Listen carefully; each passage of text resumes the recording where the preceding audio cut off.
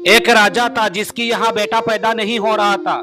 उसे किसी ने सलाह दी कि आप ही के राज में किसी एक छोटे बच्चे की बलि चढ़ा दीजिए तो आपके यहाँ बेटा पैदा हो जाएगा। तो राजा ने ऐलान किया कि जिस घर से बच्चा दिया जाएगा उस घर को ढेर सारा पैसा दिया जाएगा। एक फैमिली ने सुना तो अपने घर के सबसे छोटे बच्चे को बेच दिया कि ये हमारे किसी काम का नहीं है, इसे रख लो। बलि चढ़ाने की पूरी तैयारी की गई। राजा ने बच्चे को पूछा कि तुम्हारे कोई आखिरी इच्छा, कोई ख्वाहिश है तो बताओ। तो बच्चा बोला, बस मुझे थोड़ा सा मिट्टी का ढेर ला करके दे दो।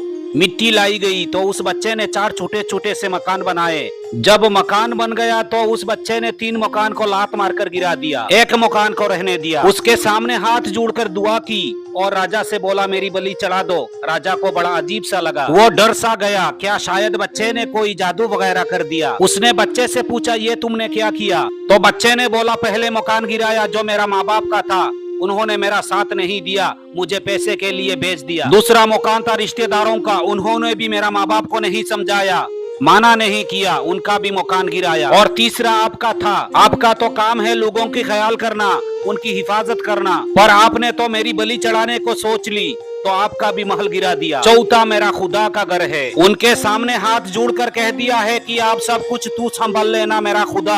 राजा ने सुना तो गहरी सोच में पड़ गया, कहीं ऐसा ना हो कि बलि देने के बाद भी मेरा यहाँ बेटा पैदा ना हो। तो उसने नम आंखों के साथ रोते हुए उस बच्चे को गले से लगा लिया और उस बच्चे को अपने ही बच्चा तस्लीम कर लिया।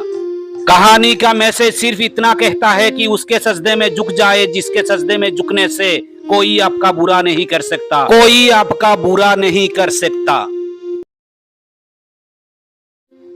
एक राजा था जिसकी यहाँ बेटा पैदा नहीं हो रहा था। उसे किसी ने सलाह दी कि आप ही के राज में किसी एक छोटे बच्चे की बलि चढ़ा दीजिए तो आपके यहाँ बेटा पैदा हो जाएगा। तो राजा ने ऐलान किया कि जिस घर से बच्चा दिया जाएगा उस घर को ढेर सारा पैसा दिया जाएगा। एक फैमिली ने सुना तो अपने घर के सबसे छोटे बच्चे को बेच दिया कि ये हमारे किसी काम का नहीं है, इसे रख लो।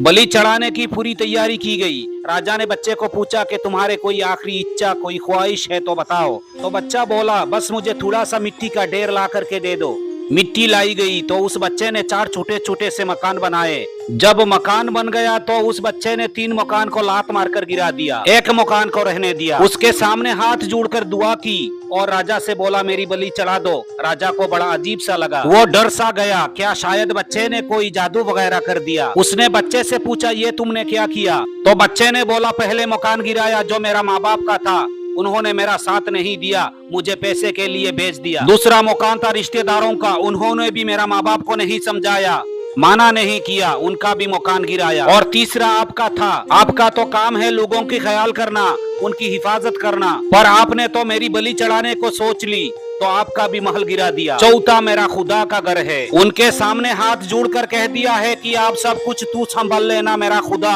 राजा ने सुना तो गहरी सोच में पड़ गया, कहीं ऐसा ना हो कि बलि देने के बाद भी मेरा यहाँ बेटा पैदा ना हो। तो उसने नम आंखों के साथ रोते हुए उस बच्चे को गले से लगा लिया और उस बच्चे को अपने ही बच्चा तस्लीम कर लिया। कहानी का मैसेज सिर्फ इतना कहता है कि उसके सजदे में झुक जाए जिसके सजदे में झुकने से कोई आपका बुरा नहीं कर सकता, कोई आपका बुरा नहीं कर सकता।